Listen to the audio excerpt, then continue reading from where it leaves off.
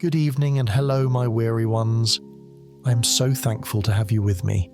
It's a quiet night here, perfect for a short reading of John Burroughs. It's been a bit of a long day, so I've poured myself a snit of Oban, solely for medical reasons, of course. It does in fact help to soothe my throat when I read, not to mention warming my soul a bit. Poppy is in her favourite chair, already settled into her evening dreams. We hope this time brings you peace and ease. Tonight we are reading a gentle essay by Burroughs, The Art of Seeing Things. He was an American naturalist whose writing helped many people rediscover the quiet beauty of the natural world. Burroughs was born in the Catskill Mountains of New York, and much of his work grew out of those familiar fields and wooded hills. He wrote with a patient eye and a steady heart, always encouraging his readers to slow down and truly see. During his lifetime, Burroughs became one of the most widely read writers in the country. His deep love of nature drew the admiration of many, including President Theodore Roosevelt.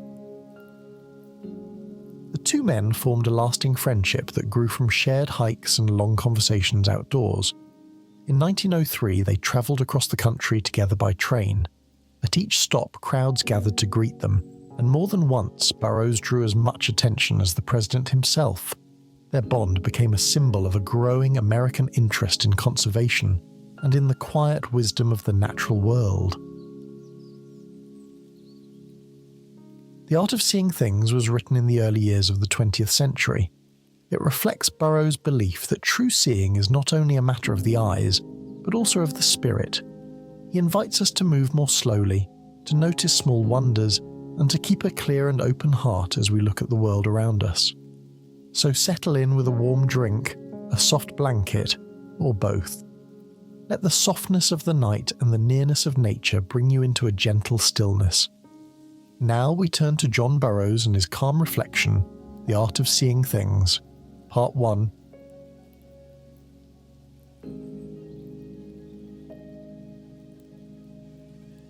I do not purpose to attempt to tell my reader how to see things, but only to talk about the art of seeing things, as one might talk of any other art.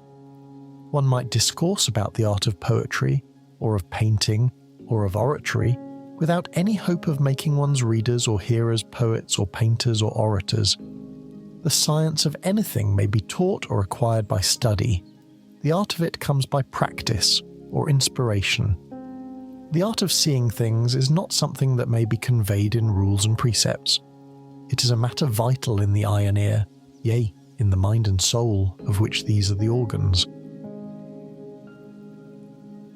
I have as little hope of being able to tell the reader how to see things as I would have, in trying to tell him how to fall in love or to enjoy his dinner.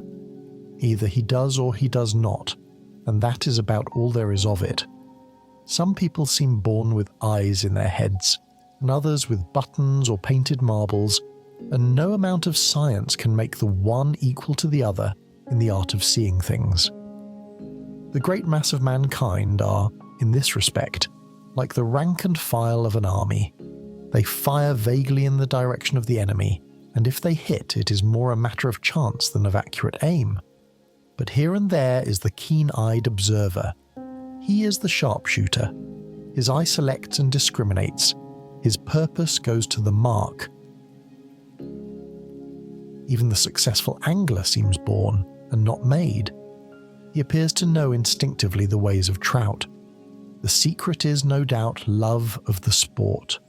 Love sharpens the eye, the ear, the touch. It quickens the feet. It steadies the hand. It arms against the wet and the cold. What we love to do that we do well. To know is not all. It is only half. To love is the other half. Wordsworth's poet was contented if he might enjoy the things which others understood. This is generally the attitude of the young and of the poetic nature. The man of science, on the other hand, is contented if he may understand the things that others enjoy. That is his enjoyment. Contemplation and absorption for the one, investigation and classification for the other. We probably all have, in varying degrees, one or the other of these ways of enjoying nature. either the sympathetic and emotional enjoyment of her which the young and the artistic and the poetic temperament have, or the enjoyment through our knowing faculties afforded by natural science, or it may be the two combined, as they certainly were in such a man as Tyndall. But nothing can take the place of love. Love is the measure of life. Only so far as we love do we really live. The variety of our interests, the width of our sympathies, the susceptibilities of our hearts. If these do not measure our lives, what does? As the years go by, we are all of us more or less subject to two dangers, the danger of petrifaction and the danger of putrefaction. Either that we shall become hard and callous, crusted over with customs and conventions till no new ray of light or of joy can reach us, or that we shall become lax and disorganized, losing our grip upon the real and vital sources of happiness and power. Now there is no preservative and antiseptic, nothing that keeps one's heart young like love, like sympathy, like giving one's self with enthusiasm to some worthy thing or cause.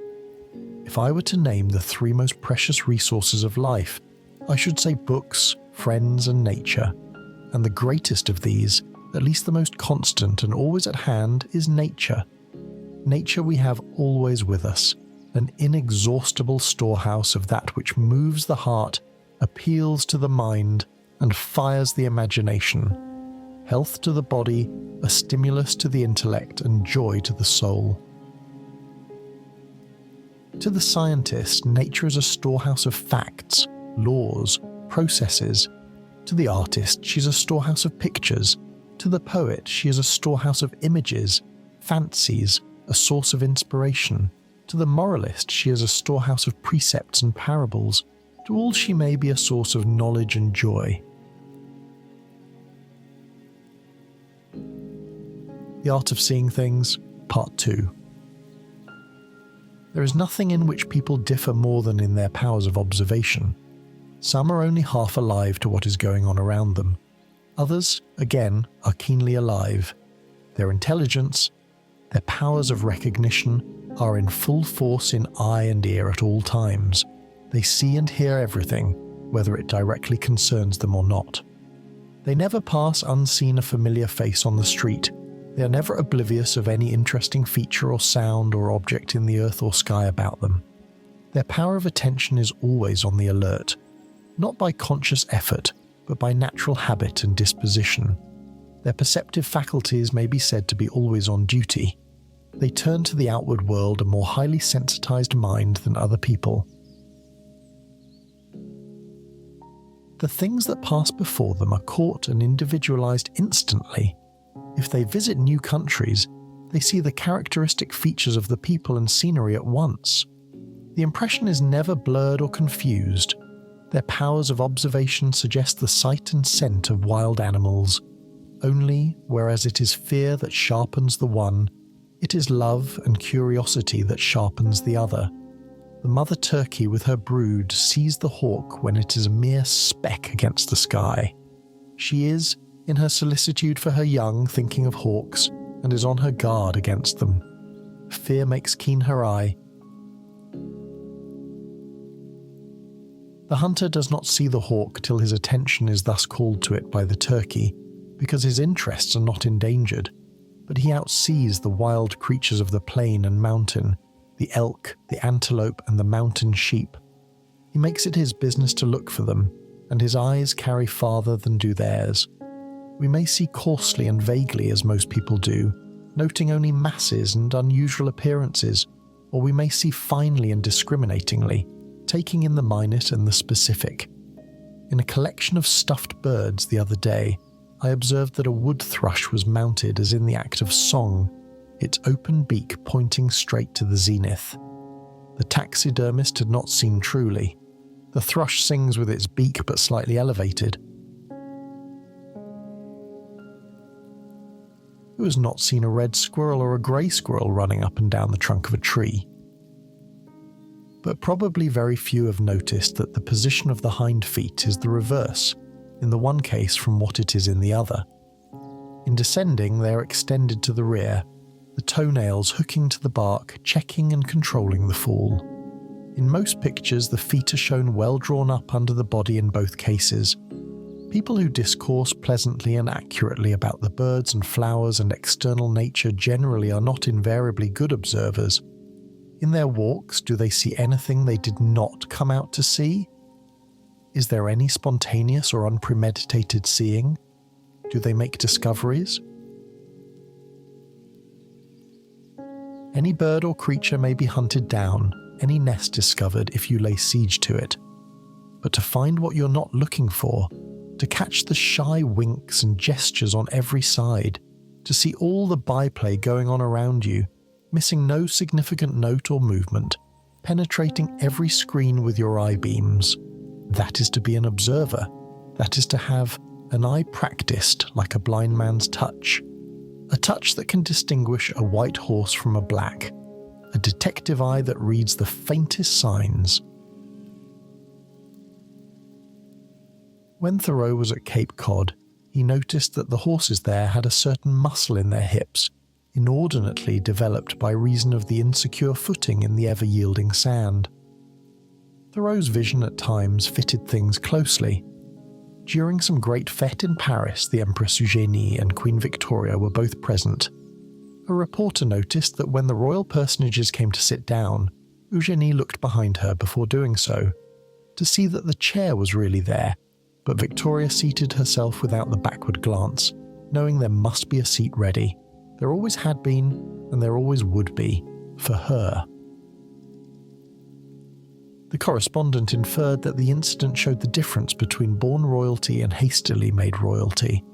I wonder how many persons in that vast assembly made this observation. Probably very few. It denoted a gift for seeing things. If our powers of observation were quick and sure enough, no doubt we should see through most of the tricks of the sleight of hand man.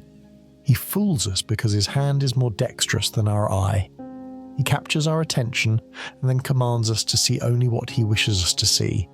In the field of natural history, things escape us because the actors are small, and the stage is very large and more or less veiled and obstructed. The movement is quick across a background that tends to conceal rather than expose it. In the printed page, the white paper plays quite as important a part as the type and the ink. But the book of nature is on a different plan. The page rarely presents a contrast of black and white, or even black and brown, but only of similar tints, grey upon grey, green upon green, or drab upon brown. By a close observer, I do not mean a minute, cold-blooded specialist, a fingering slave, one who would peep and botanize upon his mother's grave, but a man who looks closely and steadily at nature and notes the individual features of tree and rock and field, and allows no subtle flavour of the night or day, of the place and the season to escape him. His senses are so delicate that in his evening walk he feels the warm and the cool streaks in the air, his nose detects the most fugitive odours, his ears the most furtive sounds. As he stands musing in the April twilight, he hears that fine, elusive stir and rustle made by the angleworms reaching out from their holes for leaves and grasses. He hears the whistling wings of the woodcock as it goes swiftly by him in the dusk. He hears the call of the killdee come down out of the March sky.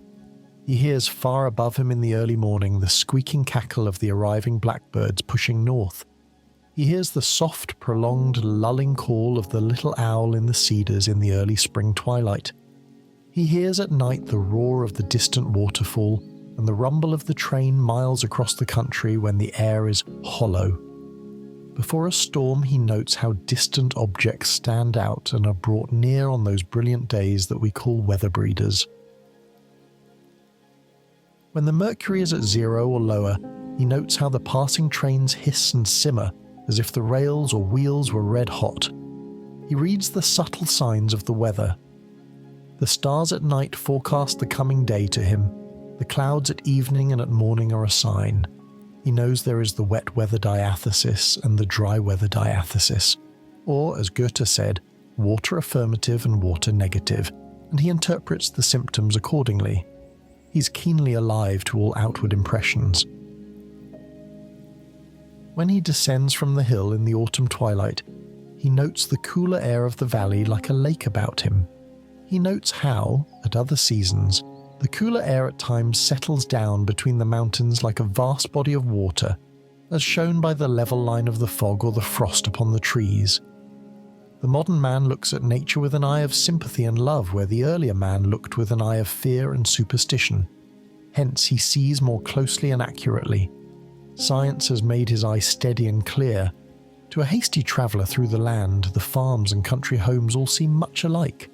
But to the people born and reared there, what a difference. They have read the fine print that escapes the hurried eye, and that is so full of meaning. Every horizon line, every curve in hill or valley, every tree and rock and spring run, every turn in the road and vista in the landscape has its special features and makes its own impression. Scott wrote in his journal, "Nothing is so tiresome as walking through some beautiful scene with a minute philosopher, a botanist, or a pebble gatherer who is eternally calling your attention from the grand features of the natural picture to look at grasses and chucky stains." No doubt Scott's large, generous way of looking at things kindles the imagination and touches the sentiments more than does this minute way of the specialist. The nature that Scott gives us is like the air and the water that all may absorb, while what the specialist gives us is more like some particular element or substance that only the few can appropriate. But Scott had his specialties too, the specialties of the sportsman. He was the first to see the hare's eyes as she sat in her form, and he knew the ways of grouse and pheasants and trout. The ideal observer turns the enthusiasm of the sportsman into the channels of natural history and brings home a finer game than ever fell to shot or bullet. He too has an eye for the fox and the rabbit and the migrating waterfowl, but he sees them with loving and not with murderous eyes. The Art of Seeing Things, Part 3. So far as seeing things is an art, it is the art of keeping your eyes and ears open. The art of nature is all in the direction of concealment. The birds, the animals, all the wild creatures, for the most part try to elude your observation. The art of the bird is to hide her nest. The art of the game you're in quest of is to make itself invisible. The flower seeks to attract the bee and the moth by its colour and perfume, because they are of service to it, but I presume it would hide from the excursionists and the picnickers if it could, because they extirpate it. Power of attention and a mind sensitive to outward objects, in these lies the secret of seeing things. Can you bring all your faculties to the front, like a house with many faces at the doors and windows, or do you live retired within yourself, shut up in your own meditations? The thinker puts all the powers of his mind in reflection. The observer puts all the powers of his mind in perception. Every faculty is directed outward. The whole mind sees through the eye and hears through the ear. He has an objective turn of mind as opposed to a subjective. A person with the latter turn of mind sees little. If you are occupied with your own thoughts, you may go through a museum of curiosities and observe nothing. Of course, one's powers of observation may be cultivated as well as anything else. The senses of seeing and hearing may be quickened and trained as well as the sense of touch. Blind persons come to be marvellously acute in their powers of touch. Their feet find the path and keep it. They come to know the lay of the land through this sense and recognize the roads and surfaces they have once travelled over. Helen Keller reads your speech by putting her hand upon your lips and is thrilled by the music of an instrument through the same sense of touch. The perceptions of school children should be trained as well as their powers of reflection and memory. A teacher in Connecticut, Miss Aiken, whose work on mind training I commend to all teachers, has hit upon a simple and ingenious method of doing this. She has a revolving blackboard upon which she writes various figures, numbers, words, sentences, which she exposes to the view of the class for 1 or 2 or 3 seconds as the case may be, and then asks them to copy or repeat what was written. In time, they become astonishingly quick, especially the girls, and can take in a multitude of things at a glance. Detectives, I am told, are trained after a similar method. A man is led quickly by a show window, for instance, and asked to name and describe the objects he saw there. Life itself is, of course, more or less a school of this kind, but the power of concentrated attention in most persons needs stimulating. Here comes in the benefit of manual training schools. To do a thing, to make something, the powers of the mind must be focused. A boy in building a boat will get something that all the books in the world cannot give him. The concrete, the definite, the discipline of real things, the educational values that lie here are not enough appreciated.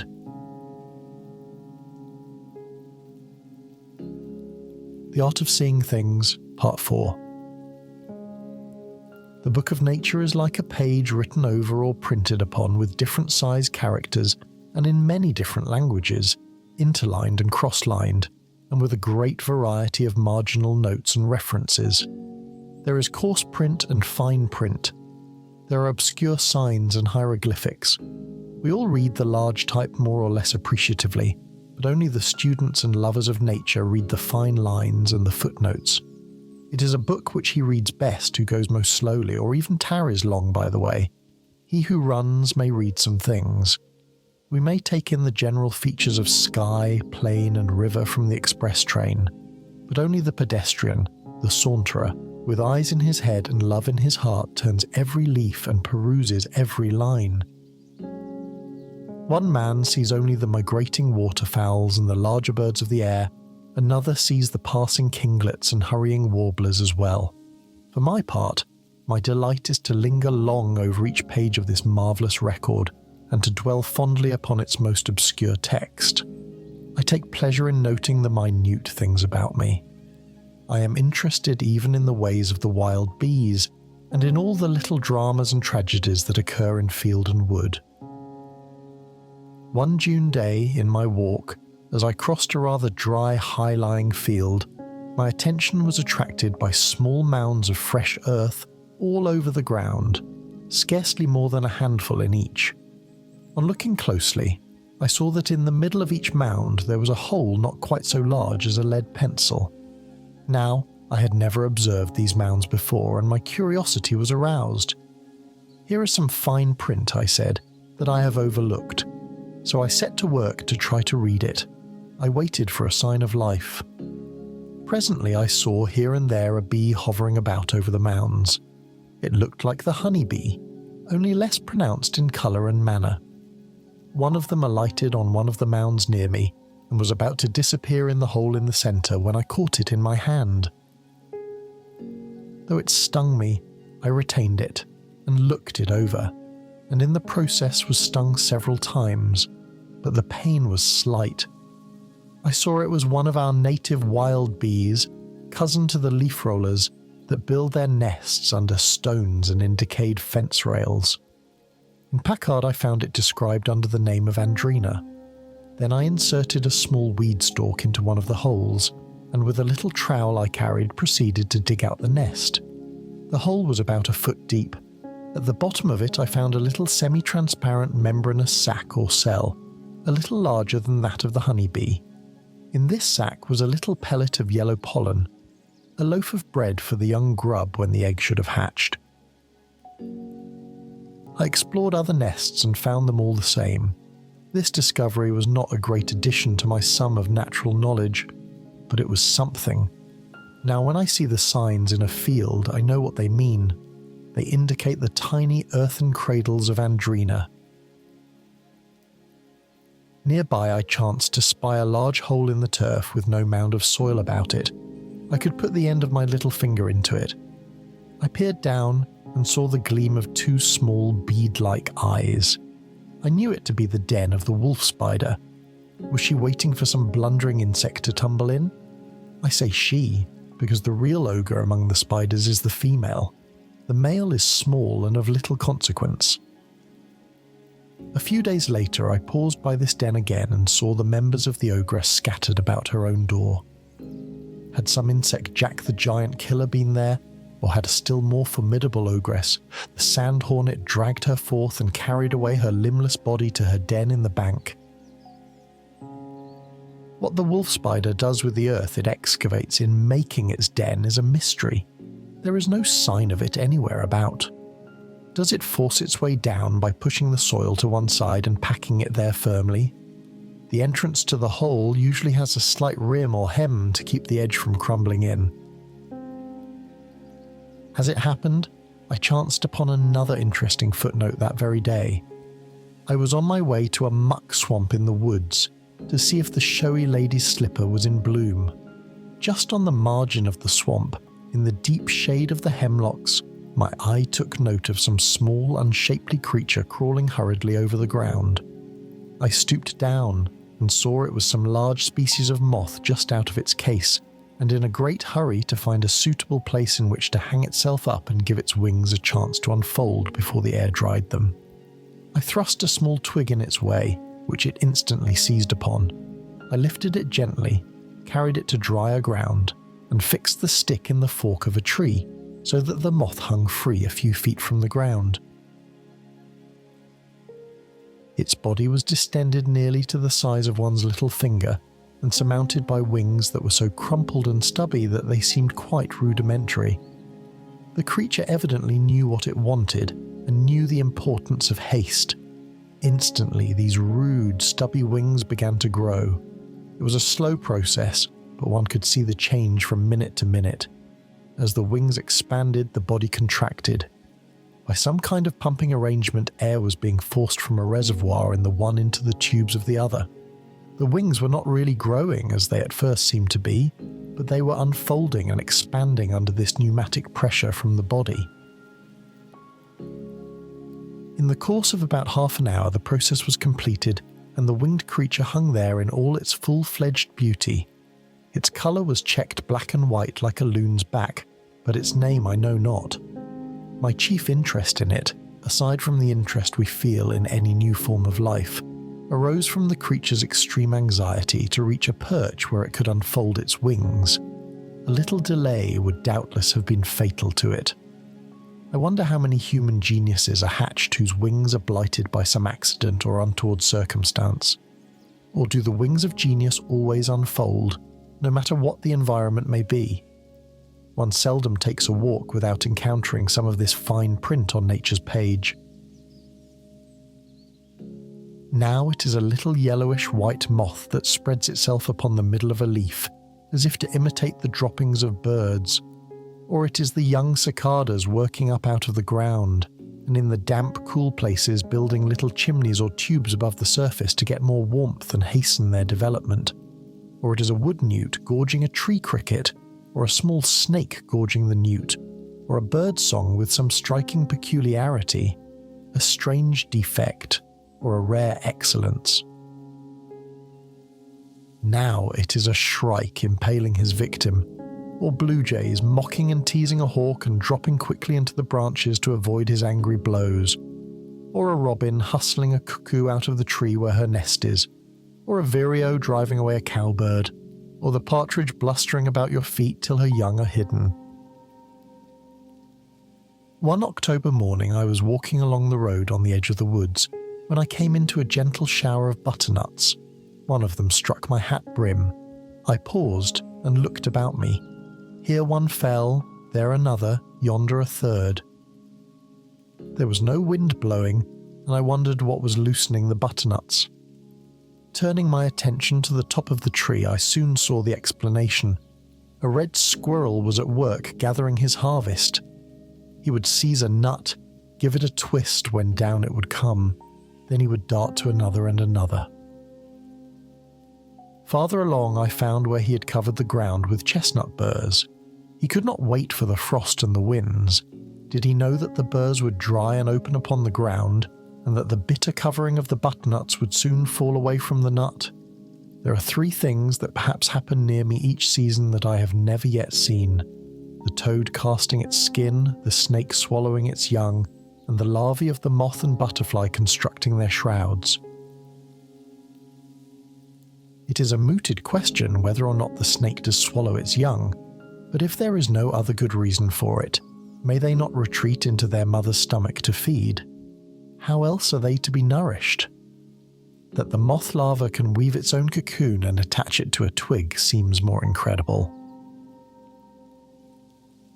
Yesterday in my walk I found a firm silver-grey cocoon, about 2 inches long and shaped like an Egyptian mummy, probably Promethea, suspended from a branch of a bush by a narrow stout ribbon twice as long as itself. The fastening was woven around the limb, upon which it turned as if it grew there. I would have given something to have seen the creature perform this feat, and then encase itself so snugly in the silken shroud at the end of this tether. By swinging free, its firm, compact case was in no danger from woodpeckers, as it might have been if resting directly upon a branch or tree trunk. Nearby was the cocoon of another species, Cecropia, that was fastened directly to the limb, but this was vague, loose, and much more involved and net-like. I have seen the downy woodpecker assaulting one of these cocoons, but its yielding surface and webby interior seemed to puzzle and baffle him. I am interested even in the way each climbing plant or vine goes up the pole, whether from right to left or from left to right. That is, with the hands of a clock or against them, whether it is under the law of the great cyclonic storms of the northern hemisphere, which all move against the hands of a clock, or in the contrary direction, like the cyclones in the southern hemisphere. I take pleasure in noting every little dancing whirlwind of a summer day that catches up the dust or the leaves before me, and every little funnel-shaped whirlpool in the swollen stream or river, whether or not they spin from right to left or the reverse. If I were in the southern hemisphere, I'm sure I should note whether these things were under the law of its cyclones in this respect or under the law of ours. As a rule, our twining plants and toy whirlwinds copy our revolving storms and go against the hands of the clock. But there are exceptions. While the bean, the bittersweet, the morning glory, and others go up from left to right, the hop, the wild buckwheat, and some others go up from right to left. Most of our forest trees show a tendency to wind one way or the other, the hardwoods going in one direction, and the hemlocks and pines and cedars and butternuts and chestnuts in another. In different localities, or on different geological formations, I find these directions reversed. I recall one instance in the case of a hemlock 6 or 7 inches in diameter, where this tendency to twist had come out of the grain, as it were, and shaped the outward form of the tree, causing it to make, in an ascent of about 30 feet, one complete revolution about a larger tree close to which it grew. On a smaller scale, I have seen the same thing in a pine. Persons lost in the woods or on the plains, or travelling at night, tend, I believe, toward the left. The movements of men and women, it is said, differ in this respect, one sex turning to the right and the other to the left. I had lived in the world more than 50 years before I noticed a peculiarity about the rays of light one often sees diverging from an opening, or a series of openings in the clouds, namely, that they are like spokes in a wheel, the hub, or centre, of which appears to be just there in the vapoury masses, instead of being, as is really the case, nearly 93 millions of miles beyond. The beams of light that come through cracks or chinks in a wall do not converge in this way, but to the eye run parallel to one another. There is another fact.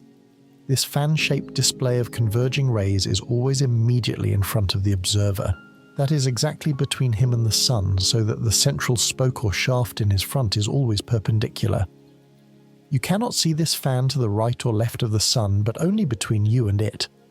Hence, as in the case of the rainbow, no two persons see exactly the same rays. The eye sees what it has the means of seeing, and its means of seeing are in proportion to the love and desire behind it. The eye is informed and sharpened by the thought. My boy sees ducks on the river where and when I cannot, because at certain seasons he thinks ducks and dreams ducks.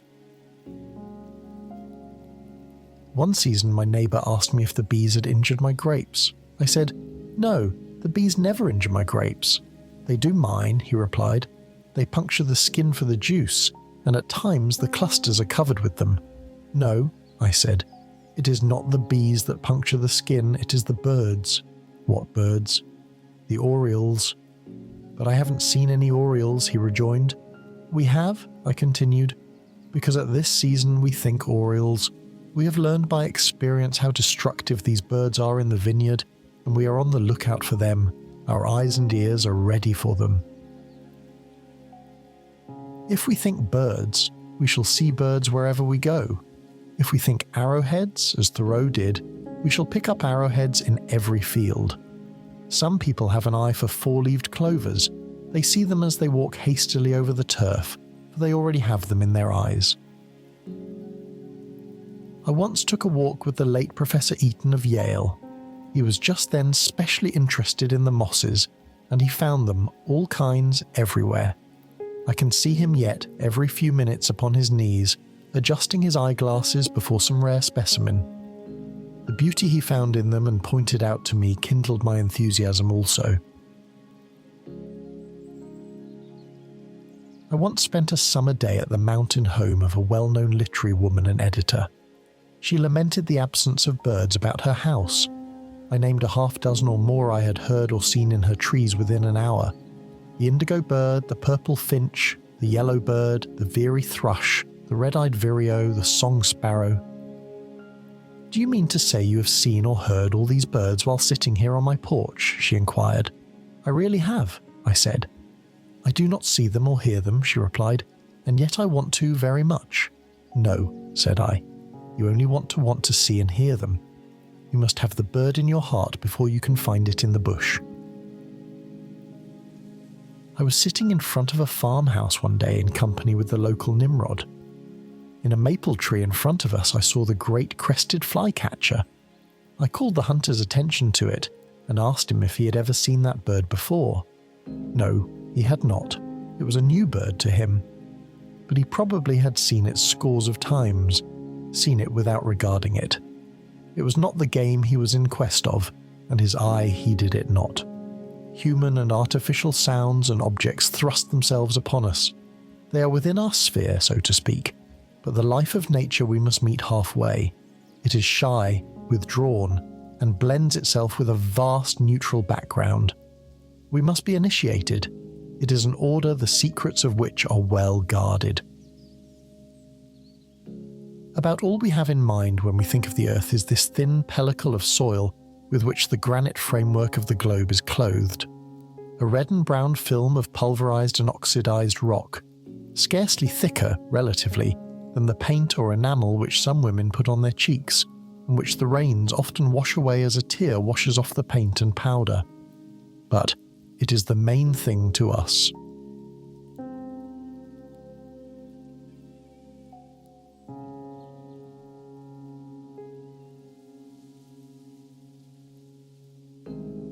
This concludes The Art of Seeing Things by John Burroughs. Thank you for sharing this quiet reading with me.